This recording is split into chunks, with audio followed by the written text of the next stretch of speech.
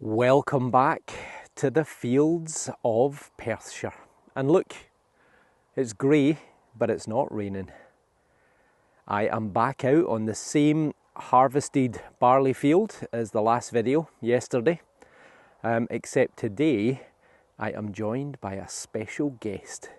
More to come on that in a minute. But thanks again for all the likes, all the follows, all the views. It's good to be posting again, to get some time out to metal detect. So not really much to add. I'm going to stick on the XP Days 2. I'm going to go with program 3, which you all know is my go-to program, sensitive full tones. And then let's see if there's some treasures to be found. Well, look who's here. It's Big Marty. People were beginning to think that I'd fallen out with everyone because no one else has been out. This is your first time you've been out since Detectiveville in April? Yeah. Pretty much. Pretty much, or at least with me. He's coming out on his own probably. But stealing all this stuff. But Marty's had a busy life. He's got married. Yeah. He's had a baby. Well, obviously, not him, literally. But his partner and now wife has had a baby. So Marty's back on the fields. He's had a few treasures, but before we look at what he's had so far, let's have a wee look at this signal that I've just got below. Right, before we look at what Marty's got, it's taken me a good while to get a first signal, but I tell you what, it could be a good one. 84 could be a coin. Martin's reckoning it could also be a coin. Oh, hard digging. He's on the XP Gold Max.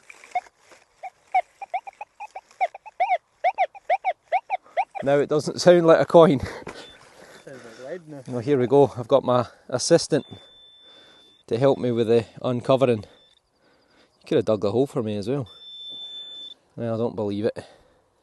It's a bit of bronze. Yeah, it's a bit of bronze. It's a bit of bronze. It's a bit of metal working. Oh no, it's not. You know what it is? It's a bit of a hand grenade or a mortar. One or the other. We know the soldiers were here during the Second World War and also the First World War, because part of the field round here was used for, what do you call it, exercises, if that's the right word. But it is, I think, the bottom of a mortar or a hand grenade, one or the other. So Second World War era, 1939 to 45, but unfortunately not a coin. Ah well. Marty's got himself a couple of finds so far. He's got this, which I think is a sprue off of someone casting lead, maybe to make a musket ball or some other item. Not really sure, but either way, a definite sign of metal working. And look, he has got a coin. Not only has he got a coin, but look at that. Now, people in the US will probably be looking at that going, we find these all the time. I've been metal detecting for 24 years and I've only ever found one of these in my entire life. It's a 1 cent. And on that side, I think this is called an Indian head penny. I'll probably clean up a little bit better, but you can see it's also got a hole in it. Let's see if Leslie's tool will fit in the hole. I think it maybe won't. No, it won't. It's too small. We need something smaller. But there's a Native American Indian on there looking, I think, to the left-hand side, which is why it's called an India head penny. And it's got the date of 1885. Let's zoom in a wee bit. So there you go. I'm relying on everyone from the US to tell Marty that he's found an 1885 there's only 8 known in existence or something like that, but that is a really rare coin, because the only way that would have got here, well, assuming it's contemporary, which it looks like it is, would have been for someone to sail from the US and bring it back here a long time before aeroplanes. But there you go. That is a very, very rare coin. Very unusual. Oop. So, yeah, he may well never find another one of them in his lifetime. Then again, you might find one later on today. You just never know with metal detecting. Marty, who's a bit camera shy, so I won't film him too much, he's just went and got a silver. Except it's either counterfeit or it's had a really hard life, because that is 1 shilling, which is 12 pence. Back in the old days when there was 240 pence to the pound. But as you can see, it's in pretty poor condition. It's very green, so I don't know if this is yet another counterfeit, but on this side it looks a little bit more silvery, so maybe you can get a wee bit of Coca-Cola on that and a bit of tomato ketchup. Is that not what you use as well? Bit of bicarb, bit of Dettol, some bleach, and it's definitely, I think it is silver. I think it's 50% silver, so it's George V, Gorgeous Georgius, so it's going to be probably sometime between 1910 and 1936. No, yeah, 1936. That would mean it's 92.5% silver. Oh no, in fact, no, they debased 1921. Yeah. Okay, so it's probably going to be 1921 to 1936, but that's 12 pence. And back in the day, God, that's probably 2 or 3 pints of beer. Shocking. Well, lovely find in Marty on the silver. Marty's shouted another coin and he's not far away. What have you got, Mr. Marty? An Edward. Oh, that is a cracker. Look at the patina on that. That is an Edward VII, the son of Queen Victoria. Dirty Bertie, as his nickname was back then. The Playboy Prince. 1903. That's a cracker. Look at the patina on that. That is a beauty. Not a very common coin to find either, so yeah, well done, Marty. Cracker. Getting excited for Detectiveville, Marty? Can't wait. We can sleep in a proper tent this time rather than a tiny tent. Well done, you're on fire. Martin is on fire. Look at that. He's got himself 2 coins. I think a penny on the right and a halfpenny on the left. But they've seen better days. This is really smooth. I'm guessing probably a Queen Victoria. But it's completely devoid of any kind of detail. There's possibly a date at the bottom there actually. Let's get the bendy thumb to work.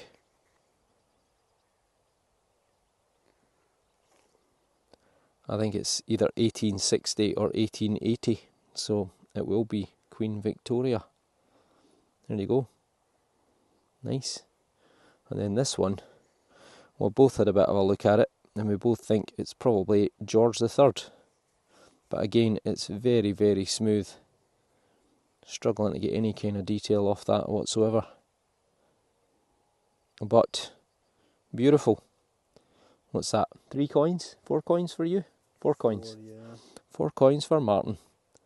Well done, son. 1861.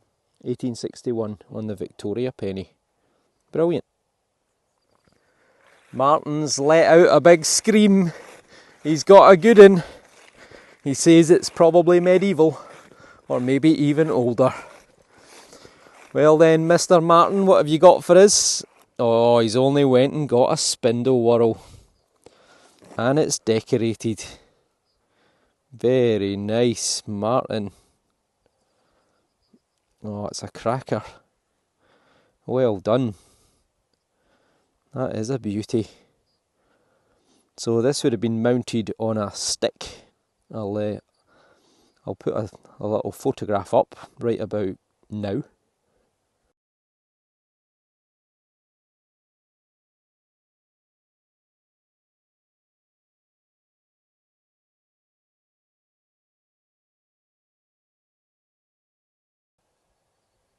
And that shows you how it would have looked, or how it would have been used. And it was used for spinning rough wool into strands that you could then knit with or make clothes from or blankets or whatever. And it's relatively crude, but it is decorated. And I wouldn't be surprised if that's medieval Marty. Medieval Marty. Medieval Marty. What's your Instagram tag again? Just Marty Detects. Marty Detects. M-A-R-T-Y Detects. No space. No space. No space. All one word. So if anyone is on Instagram, you want to check out Marty Detects, then feel free. I think he does about, what, 3 posts a year? Nah, I'm getting better. I'm back He's into it. getting better. He's back into it, he says. Right, okay. So that is a cracker. Spindle whorls have been around for thousands of years. They can sometimes be made from stone, sometimes from lead, sometimes from other metals as well. But I would guess that that is quite possibly medieval. So that could be, I don't know, 13, 14, 1500s maybe. But let us know in the comments below.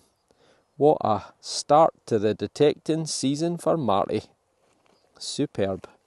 Well done, son. Thank you. I'll just keep that for you.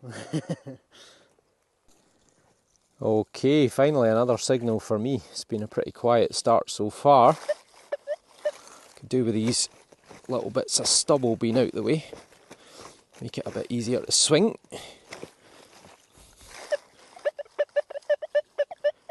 Not the best 64, 65. But, I don't know, it could be a bit of lead. Or a button.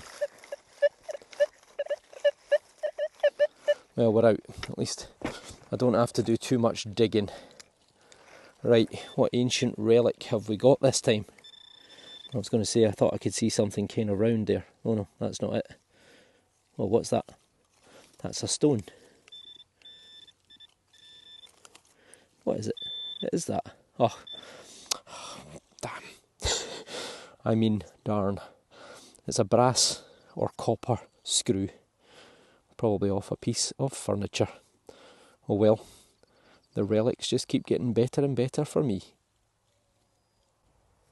This time it's a chirpy 8081.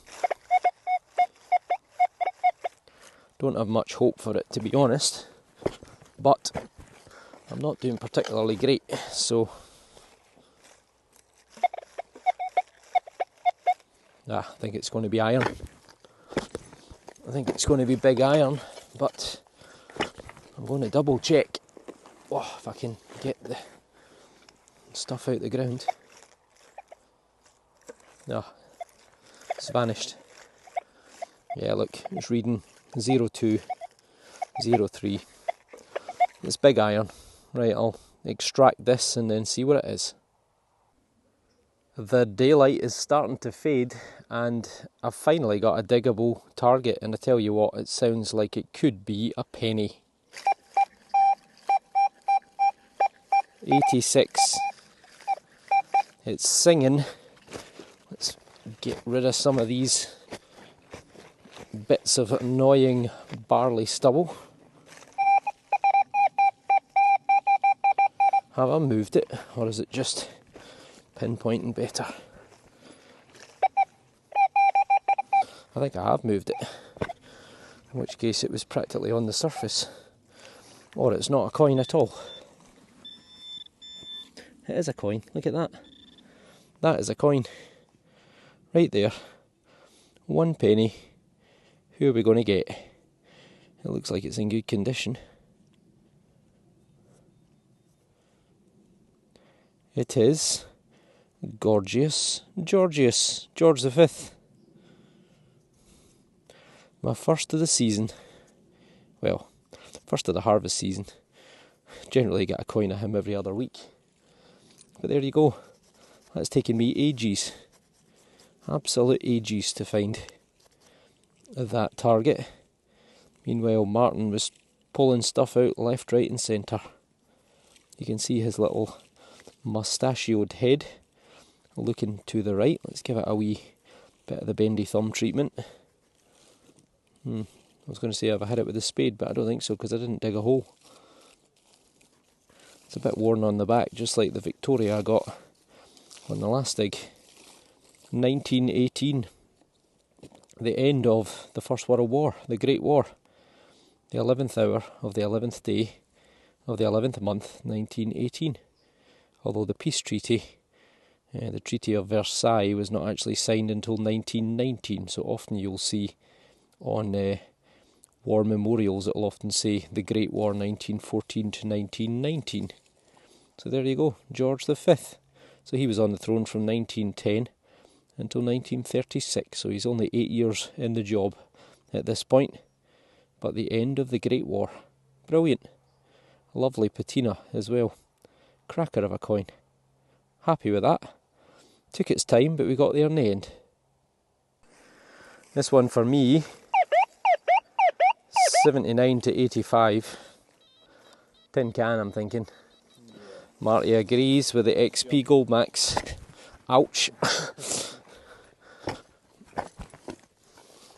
Tenaeus Caneus. We're out. Ouch. What you found, Marty? What you got? I can't see it. You can see a bit of tin can by now. Oh, there it is. Beautiful. Lovely. Lovely jubbly. What have we got? 7 Up. I was going to say 7 Up or Sprite maybe. It's green. Yeah. I don't know. Well, Red on that it. red. That's yeah, that's 7 Up. The 7's red. There you go. Look, you know you're a seasoned metal detectorist when you can identify a squash tin can. Ah well. Marty reckons he's got a coin now. I'm not so sure. You need to get yourself a better spade, Marty. In fact, I gave you that one, and I've still never given you it back, have I?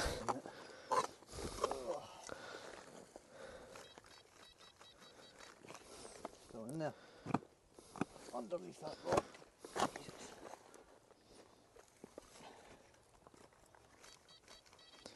You know, I'll let you use a proper spade. So sharp that you can cut yourself with it. Cut yourself with. Aye, I cut my finger with it. Did you? Aye, Ah, there he is. there you go, look. Red Bull. It's probably yours. Probably is mine. I'm only kidding, Marty doesn't let her. But, another tin can. Right, this may well be my last target because my arm is about ready to drop off. Martin's already given up. What a lightweight. Anyway, this is probably not going to be great. Just to sell it for you. Turn off now. 65.74. Could be a button, could be a bit of lead. Could even be iron. And I think it is iron. You know what I think it is? I think it's going to be a berry clip, an old berry tunnel bit. Nope. Yep, that's exactly what it is. They're kind of galvanised, but they're iron, so they give this funny signal. But there you go. Right, I think I'm going to leave it there for targets, but I'll do a wee summary. Well, there he is. He's seriously bad luck for me, isn't he? Good luck for me though. I think I got what did I get? A tin can and a penny.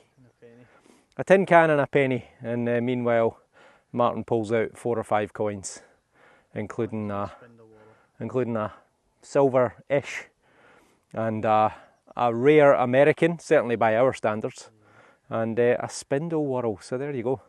So good to have him back. In the field. You'll see him. You'll see him on the fields of Detectiveville in September, which is only 6 weeks away. Yeah. Along with Sneaky Pete and, I hate to say it, but the big Spaniard, also known as Simon Dominguez Alvarez, will be there as well. So God help us. But we're looking forward to it, and hopefully we'll get a few videos posted between now and then. So thanks for watching. Take care, and we'll see you on the next dig. Take care.